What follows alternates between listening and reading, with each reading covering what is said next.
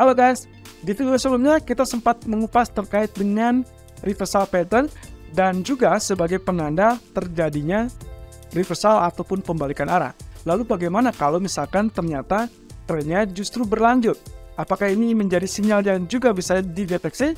Nah, ini waktunya kita cari tahu lewat 5 menit belajar trading.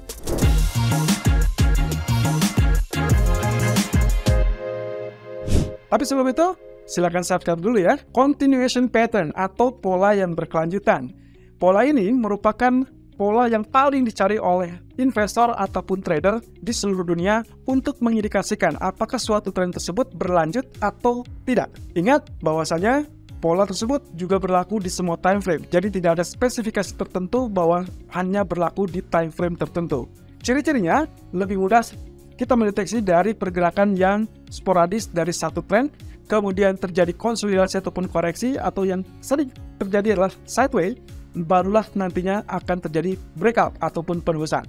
Nah, saat terjadi penembusan itulah yang mengindikasikan bahwa tren tersebut siap untuk berlanjut. Nah, ini adalah beberapa contoh. Yang pertama, kita bisa lihat dari symmetrical triangle dan juga pennant, di mana keduanya memiliki kemiripan. Tapi kalau Anda lihat dari keduanya, memiliki spesifikasi yang berbeda. Symmetrical triangle menunjukkan kondisi di mana support dan resisten bertemu pada satu titik tapi dengan kemiringan yang cenderung curam. Sementara pennant cenderung relatif lebih landai, tapi keduanya memiliki kemiripan, yaitu memiliki kesempatan yang sama antara tembus resisten ataupun tembus support. Sementara yang berikutnya, juga kita sering mendengar tentang bullish flag ataupun bearish flag yang juga sering tertukar dengan bullish rectangle ataupun bearish rectangle. Tapi coba lihat, posisi flag ataupun rectangle juga memiliki perbedaan, yaitu yang sangat jelas adalah sudut kemiringan antara garis support ataupun resisten yang terjadi di flag dengan bidang gambar. Tentunya, hal tersebut akan menjadi indikasi apakah kita bisa menyebutnya sebagai flag ataupun rectangle. Nah, yang jelas, keduanya juga memiliki kemiripan, yaitu saat tembus resisten, maka dia akan melanjutkan kenaikan, dan saat dia tembus support, maka dia akan melanjutkan penurunan. Nah, yang sering terjadi berikutnya adalah pola wedge. Pola wedge ini kecenderungannya memiliki kemiripan dengan pola triangle atau segitiga. Tapi perbedaannya sangat jelas bahwasanya ujung dari pertemuan tersebut tidak terjadi sudut yang menyempit, melainkan hanya berupa sudut yang terbuka. Dan juga yang kedua adalah kemiringan dari support ataupun resisten yang kecenderungannya satu arah. Nah, tapi indikasinya tentunya antara penembusan resisten atau penembusan support. Itu adalah indikasi bahwa tren akan segera berlanjut. Lalu kemudian pertanyaannya adalah bagaimana cara kita lakukan trading saat menemukan pola tersebut. Oke, sebagai contoh kasus adalah symmetrical triangle. Dan targetnya bukan muluk-muluk, tapi targetnya akan mencapai sesuai dengan ketinggian dari segitiga tersebut. Nah, opsi untuk melakukan tradingnya ada dua, yaitu Anda melakukan entry saat dia terjadi breakout atau menunggu saat terjadinya pullback. Tinggal Anda pilih, apakah Anda tipikal konservatif atau Anda tipikal agresif. Tipikal agresif akan melakukan entry saat dia terjadi breakout, sementara tipikal konservatif dia akan menunggu saat terjadinya pullback. Tapi ada opsi yang terakhir, yaitu Anda lebih dulu melakukan transaksi atau entry trading setelah Anda mengetahui bahwa itu akan tercipta pola segitiga atau symmetrical triangle. Tentunya Anda harus tahu lebih dulu ciri-ciri yang akan terjadi saat terjadinya penembusan. Jadi, begitu Anda entry lebih dulu pun, Anda tidak akan kecewa atau tidak terjebak dalam pola yang bersangkutan. Beberapa hal yang harus diketahui, pertama adalah terkait dengan breakout. Breakout ini harus terjadi di antara kisaran 50% sampai 75% jarak base ke apex. Apa itu base?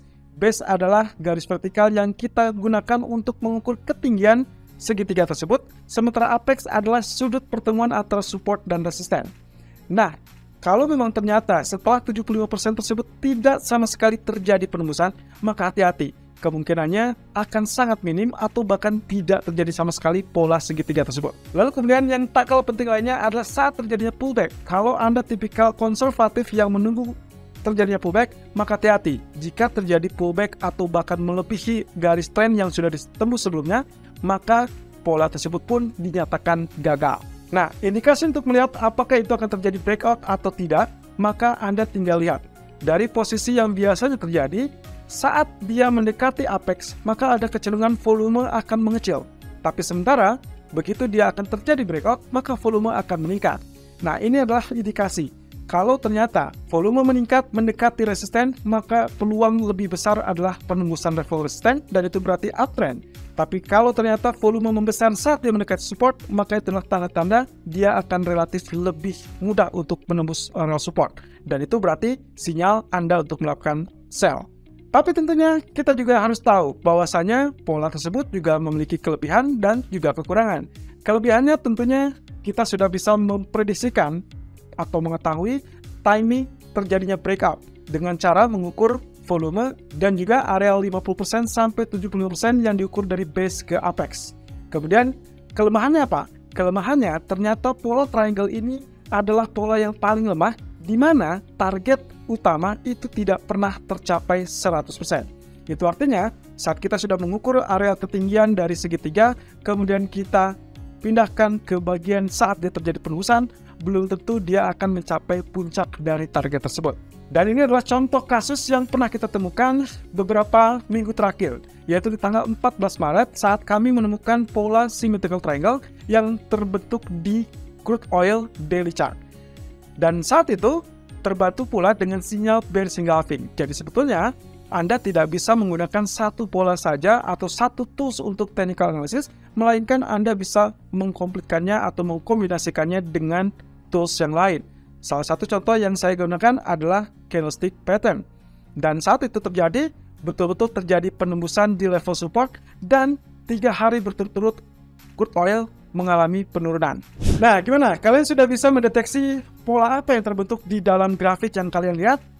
Karena ini bisa banget loh untuk membantu kalian menentukan titik entry bahkan sampai target yang memungkinkan untuk dicapai dari pola tersebut. Cukup menarik bukan? Jika kalian suka video ini, silahkan like dan share. Dan kira-kira kita akan bahas apa lagi ya?